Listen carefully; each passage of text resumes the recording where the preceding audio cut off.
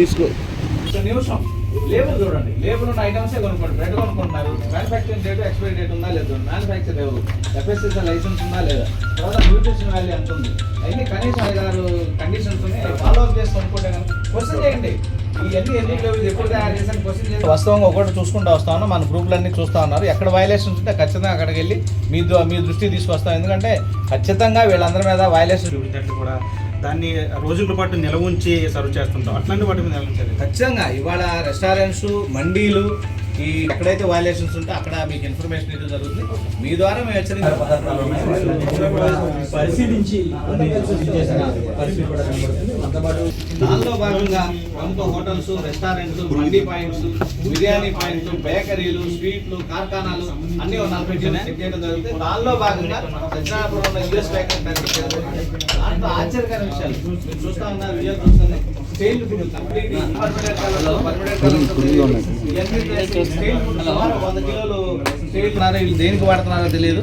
ఇవన్నీ కూడా ఇది ఒకటే కాదు, సుమారు 10 కిలోలు ఇట్లాంటిది ఉంది. ఇవన్నీ కూడా మేము వీళ్ళందరూ చర్యలు తీసుకుంటా ఉన్నాం. చూడండి ఇవన్నీ కూడా. తర్వాత ఈ ఫ్రిడ్జ్ ఎట్లా ఉందో చూడండి, అవన్నీ కూడా దాంట్లో ఉన్నాయి. అవన్నీ కూడా తీసాము. ఇది ఫుడ్ ప్రొడక్ట్స్ పెట్టే ఫ్రిడ్జ్ ఇది. మరి దాంట్లో పెట్టిన ఫుడ్ ప్రొడక్ట్ కంటామినేషన్ లేకుండా పెట్టాల్సిన ఫ్రిడ్జ్ మొత్తం కంటామినేట్ అయ్యి ఉంది.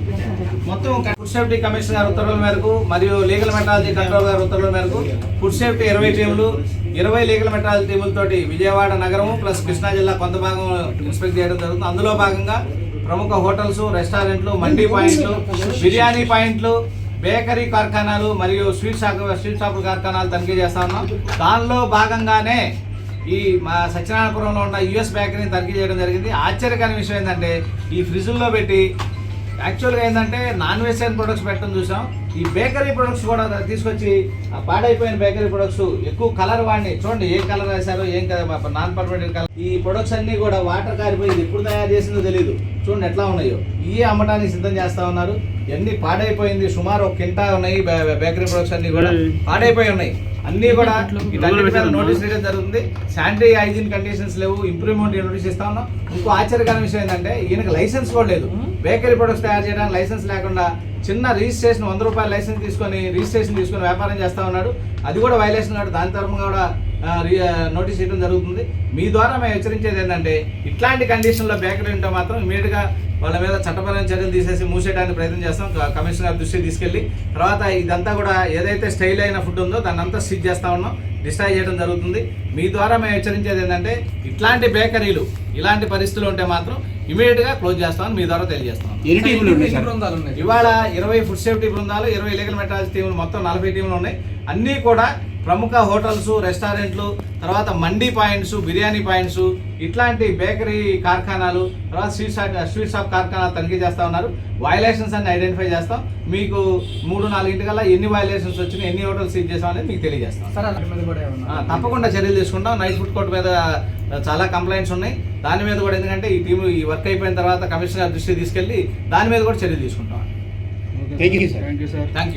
సంబంధించి మా కమిషనర్ గారి ఆదేశాల మేరకు ఈరోజు ఫుడ్ కంట్రోల్ వర్క్ మేము దాడులు చేయడం జరిగింది.